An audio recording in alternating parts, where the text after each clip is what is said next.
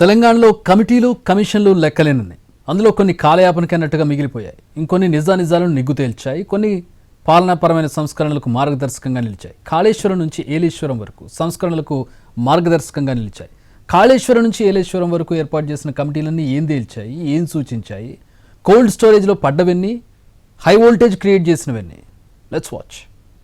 సాధారణంగా ఏదైనా సంక్లిష్టమైన సమస్య ఎదురైతే సమగ్రంగా అధ్యయనం చేసి ఒక పరిష్కారాన్ని కనుగొనడానికి నిపుణులతో కమిటీని ఏర్పాటు చేస్తారు. వారంతా వివిధ వర్గాల అభిప్రాయాలు, సూచనలు తీసుకుంటారు. ఇలా అధ్యయనం తర్వాత ప్రభుత్వానికి ఒక నివేదికను సమర్పిస్తాయి. ప్రభుత్వం ఆ నివేదికలోని సిఫారసుల ఆధారంగా తదుపరి నిర్ణయాలు తీసుకుంటుంది. ఈ నేపథ్యంలో తెలంగాణలో ఇటీవల కాలంలో సంచలనం సృష్టించిన అంశాల్లో కాళేశ్వరం ప్రాజెక్టు వైఫల్యం ఒకటి.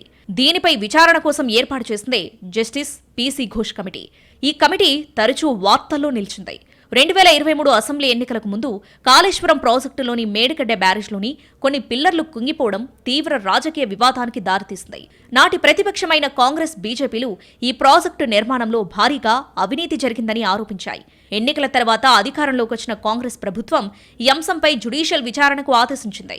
సుప్రీంకోర్టు మాజీ న్యాయమూర్తి జస్టిస్ పీసీ ఘోష్ నేతృత్వంలో ఏకసభ్య కమిషన్ను 2024 మార్చిలో నియమించింది. ఈ కమిషన్ దాదాపు 14 నెలల పాటు మేడిగడ్డ, అన్నారం, సుందిళ్ల బ్యారేజ్లను పరిశీలించింది. ప్రాజెక్టు నిర్మాణంలో పాల్గొన్న ఉన్నతాధికారుల నుంచి ఇంజనీర్లు, సిబ్బంది వరకు దాదాపు 115 మందిని విచారించింది. మాజీ సీఎం కేసీఆర్, మాజీ మంత్రులు హరీష్ రావు, ఈటల రాజేందర్ వంటి కీలక నేతలను సైతం కమిషన్ విచారించింది. ప్రాజెక్టులో జరిగిన డిజైన్ లోపాలు, నాణ్యత సమస్యలు, నిధుల దుర్వినియోగంపై సమగ్రంగా పరిశీలన జరిపింది. నివేదికలో బ్యారేజ్ల కుంగుబాటుకు గల కారణాలను, బాధ్యులెవరో, భవిష్యత్తులో ఇలాంటి సంఘటనలు పునరావృతం కాకుండా తీసుకోవాల్సిన చర్యలను కమిషన్ సిఫారసు చేసింది. 650కి పైగా పేజీలతో 3 వాల్యూమ్స్లో నివేదిక రూపొందించి సర్కార్కు అందజేసింది. కమిషన్ నివేదికపై తెలంగాణ ప్రభుత్వం న్యాయ సలహా తీసుకునే అవకాశం ఉంది. తర్వాత కేబినెట్లో చర్చించి నివేదికలోని అంశాల ఆధారంగా బాధ్యులపై చర్యలు తీసుకోవచ్చని భావిస్తున్నారు. ఈ నివేదిక రాష్ట్ర రాజకీయాల్లో, భవిష్యత్తు ఎన్నికల్లో కీలక పాత్ర పోషించవచ్చని విశ్లేషకులు అభిప్రాయపడుతున్నారు. రిపోర్ట్ అందించిన తర్వాత విచారణలో తన పాత్ర ముగిసిందని జస్టిస్ పినాకి చంద్రఘోష్ అన్నారు. విధి విధానాలకు లోబడి నివేదికను సిద్ధం చేశామని తెలిపారు. రిపోర్ట్ ప్రకారం ప్రభుత్వం చర్యలు తీసుకుంటుందా లేదా అనేది తనకు తెలియదని చెప్పారు.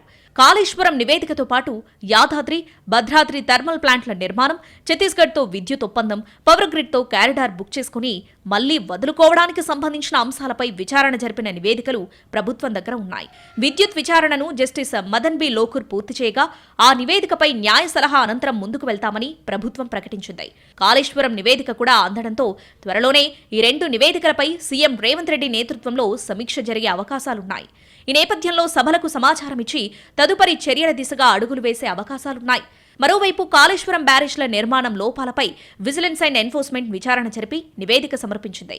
ఆ నివేదిక ఆధారంగా 38 మంది తాజా, మాజీ అధికారులకు ప్రభుత్వం షోకాజ్ నోటీసులు జారీ చేసింది.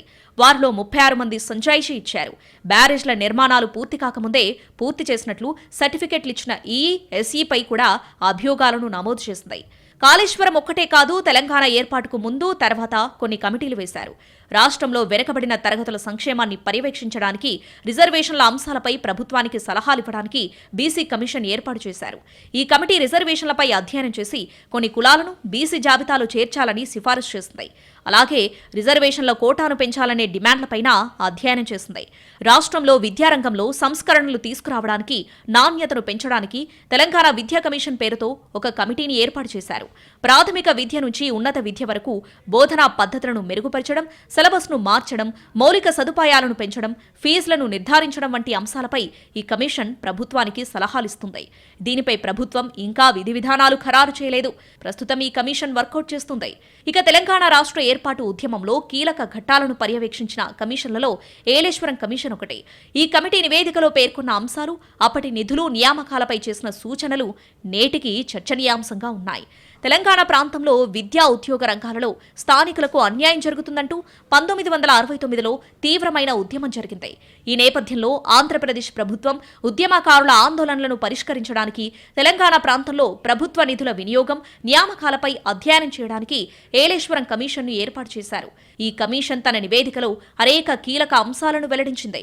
అప్పటి ప్రభుత్వం తెలంగాణకు కేటాయించిన నిధులను పూర్తి స్థాయిలో వినియోగించలేదని, ఈ ప్రాంతంలో నిధులు మిగిలిపోయాయని కమిషన్ పేర్కొంది. ప్రత్యేకించి విద్య, వైద్య, వ్యవసాయం వంటి రంగాలలో నిధుల కేటాయింపు సరిగ్గా జరగలేదని నివేదికలో స్పష్టం చేసింది. తెలంగాణ రాష్ట్రం ఏర్పడిన తర్వాత కూడా ఏలేశ్వరం కమిషన్ నివేదికలోని అంశాలు నేటికీ ప్రాధాన్యతను కలిగి ఉన్నాయి. నీళ్లు, నిధులు, నియామకమనే నినాదాలకు ఏలేశ్వరం కమిషన్ నివేదికలోని అంశాలు పునాదిగా నిలిచాయి.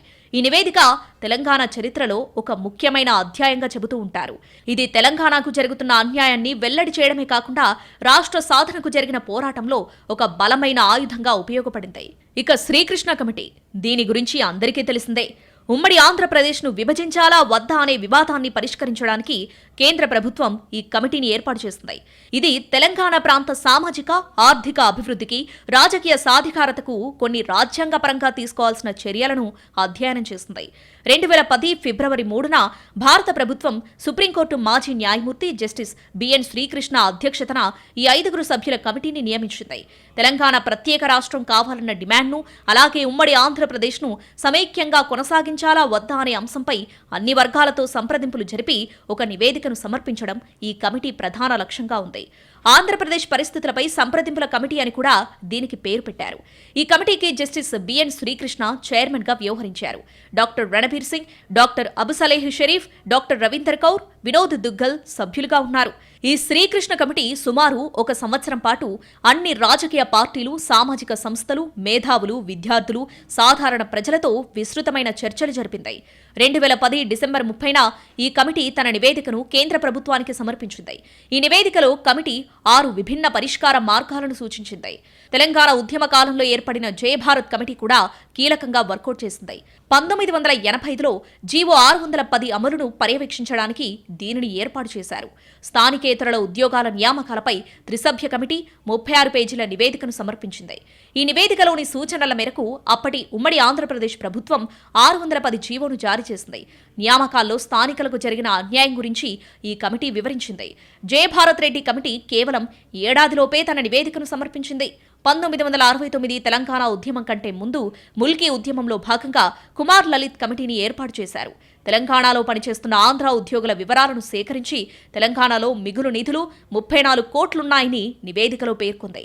అలాగే లలిత్ భార్గవ్ కమిటీని నిధుల నికర మొత్తాన్ని నిర్ణయించడం కోసం 1969లో ఏర్పాటు చేశారు. ఈ 2 కమిటీలు మిగులు నిధుల లెక్క తేల్చడం కోసం ఏర్పాటు చేసినవే. ఈ కమిషన్లు, కమిటీలు తెలంగాణ చరిత్రలో, రాజకీయాల్లో, పాలనలో కీలక పాత్ర పోషించాయి. కొన్ని కాలయాపన కోసమే అన్నట్టుగా మిగిలిపోయాయి. కొన్ని నివేదికలు ఉద్యమాలకు ప్రేరణగా నిలవడమే కాకుండా రాష్ట్ర ఆవిర్భావం తర్వాత పాలనాపరమైన నిర్ణయాలకు ఆధారంగా నిలిచాయి.